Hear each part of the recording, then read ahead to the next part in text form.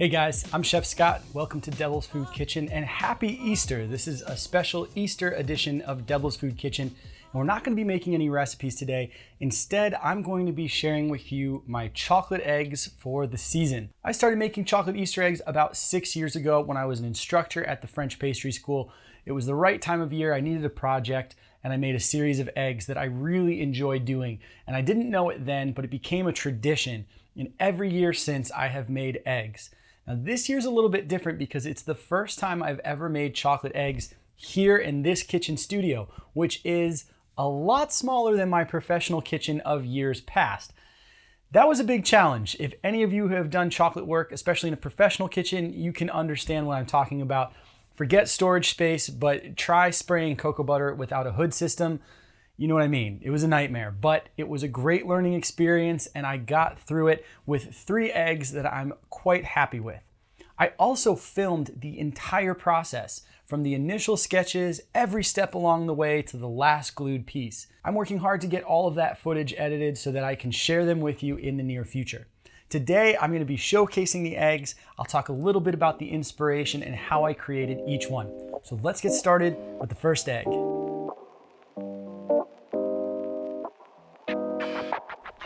Egg number 1 for this Easter is the cactus egg.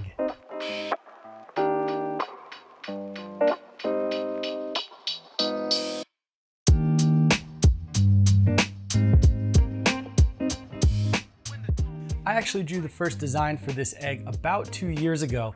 It didn't quite make the cut then, but I'd always had it in my head to make this one day, and this was the year to do it. Believe it or not, this is actually the easiest of the 3 eggs to make. Anytime you're doing rustic features, it makes things extra easy because if you mess something up, that's supposed to be the look. So anything that's scuffed up like the fence post log here is actually pretty easy to make. This piece is divided into a few distinct sections. At the bottom here, we have the fence post with the horseshoe and the nail in it and a little bed of dirt. Now, I made the fence post by just casting a block of chocolate and carving it down to the shape that I wanted. Then I set it in poured chocolate, which I roughed up to make it look like dirt. The cactus itself is the egg, obviously, and I used an 11-inch egg mold to create this. This is what the egg mold looks like before I put any work into the actual cactus. Now, I make my eggs hollow, but depending on what I'm going to do with them later, they'll be of various thicknesses. I knew I was going to have to carve a lot on this egg, and that means a lot of physical pressure. So although this egg is hollow, the walls were pretty thick. And then up top, I have my flower, which is a sphere sitting on a half sphere with all of the petals then attached to it. The horseshoe was made by simply casting a horseshoe-shaped piece and then carving that down and coloring it. And the nail was made by rolling up plastic like a straw, casting chocolate into that, and then piping a flat piece of chocolate as the nail head and simply sticking this straw piece into it. All of the little spikes are white chocolate that I just glued on, and of course the whole thing is sprayed in cocoa butter. Now, of course, this flower is not a real cactus flower of any variety that I know of. It's a fantasy flower, totally made up. I made all of the petals using a paring knife with a really basic chocolate technique and then sprayed it. I like to spray my flower, glue it onto the piece, and then add secondary petals to hide that glue connection. And that's what these dark chocolate pieces are here. Initially, I'd intended to spray these dark chocolate petals, but then when I put them on, I actually really liked the look. I thought that the darkness of it kind of separated the flower from the cactus, and it was nice to keep them in their natural chocolate color to remind you that this is a chocolate piece. Sometimes it can be nice to have that natural look. The horseshoe, again, was made by simply carving it, coloring it in dark blue spray, and then adding silver luster dust to create that patinaed effect. For any of you just getting started with chocolate work, recreating a piece of wood is a great place to start because you have a lot of room for error and it's a really satisfying result. Chocolate lends itself to looking like wood. So I created some initial markings in terms of where I wanted all of the knots and large cuts and notches to be. I used a wire brush to create all of the little pieces of grain, and then I sprayed it with several different coats. I started with light tan, then added a slightly darker color, and in the end used melted chocolate to kind of smear into the wood to give it that really old mottled look.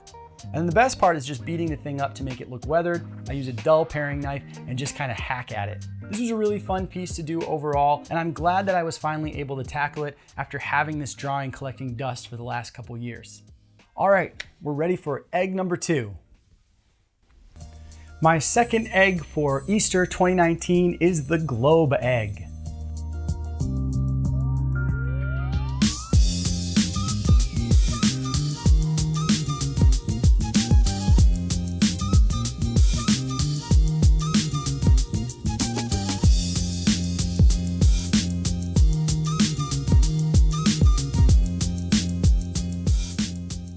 The globe egg was actually my most difficult egg to create this year.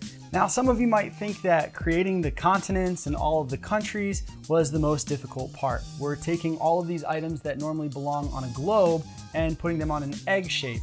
And this extra conical taper at the top of the egg definitely made things a little bit difficult. I did an okay job, but you can see here that Florida is basically the size of Spain and Portugal, which is not accurate. Actually, the hardest part of creating this was getting all of these individual pieces lined up straight and center. Starting at the bottom, we have the very base, which I created by shallow casting a large dome mold, and then an egg mold. I try and incorporate other egg shapes into my pieces when I can, and then another small sphere. Then of course we have the egg, followed by another sphere and another small egg. So each one of these separate pieces needs to be flattened out so that they have good glue points from one piece to the next.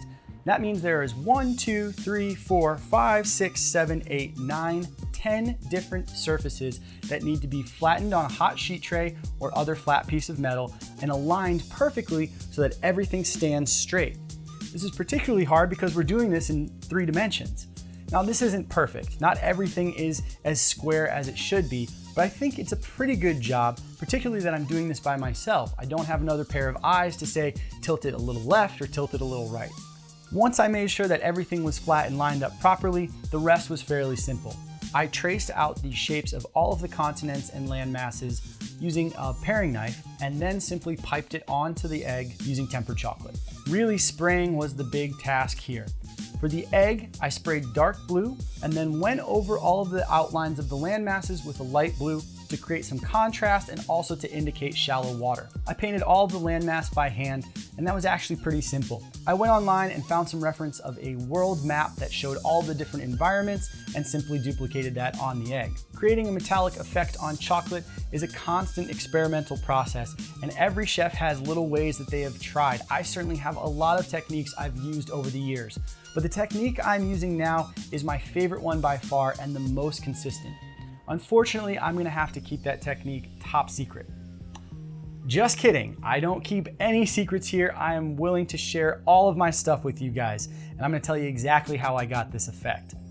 It starts with a gold colored cocoa butter that I spray onto the chocolate as a base. Now the key is to spray in small sections and thoroughly coat that chocolate. As soon as I've applied the cocoa butter in a small section, I then apply the gold dust. That creates a really even distribution of the dust, and then when the cocoa butter sets, the dust is really set in there. It's almost like a powder coating technique if you were using it in the automotive or motorcycle industry. From there, I let all of the cocoa butter set with all of the gold dust on it, and I brush off the excess. Now you can get a really great metallic shine using that technique, but I actually wanted to dull this down a little bit. I wanted an antique feel, so I added a couple extra steps. Step 1 was to heavily brush the piece after it was set, and that's going to take away some of that shine. Even the bristles of a soft brush will scuff the surface and kind of mat it down. Next, I took copper dust and very lightly applied it to certain areas of the gold. This created a mottled effect that kind of looks like tarnished or patinaed brass or gold and gives the antique feel that I was looking for. I'm really pleased with how this egg turned out. This was another design that I've been sitting on for a long time. I'm glad I went back to my old designs and found this and decided to finally get it done because I really like the finished product. All right, on to egg number 3. Egg number 3 is easily my favorite for the year. This is the Planet Express, modeled off of the Planet Express ship from the show Futurama, one of my favorites.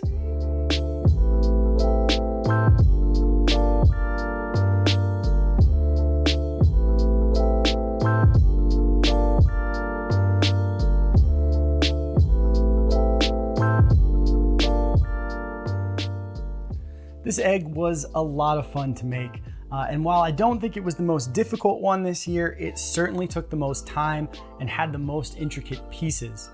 So for those that don't know, Futurama is an awesome animated show that features a cast of characters that work for a shipping company known as Planet Express, and they jet around the universe in this ship, or at least a version of it. Now, I've always had a thing for retro rockets and spaceships. In fact, I made a Tintin themed retro rocket egg not too many years ago, and this falls right in line with that category. The egg is a lot of different pieces. Starting at the bottom, the base is the 11-inch egg cast, but only cast shallowly, and that is completely solid. And then these two pieces were just custom designed that I cut out of a sheet of chocolate that I cast. In terms of the ship, obviously the body of the ship is the 11-inch egg. The 3 fins are just custom shapes that I cut out and rounded over. The little gun turret on top is actually 3 different spheres that I nested into one another after cutting the bottom 2 spheres into a segment, kind of like an onion ring, and then each one nested on top of that. The red band around the egg, I took 1 strip of chocolate, waited for it to set until it was just right, and then wrapped it around the egg, gluing it into place. The back rocket turret is just a sphere, and then the detail of the front of the ship, I actually piped chocolate into the correct shape, layered it pretty heavy, and then once it's set, gently carved it away with a chisel to create that beveled effect. The windows in the side were made by simply heating up ring cutters and creating that sort of groove into the side of the egg. And this is a perfect example of editing an idea to fit your project.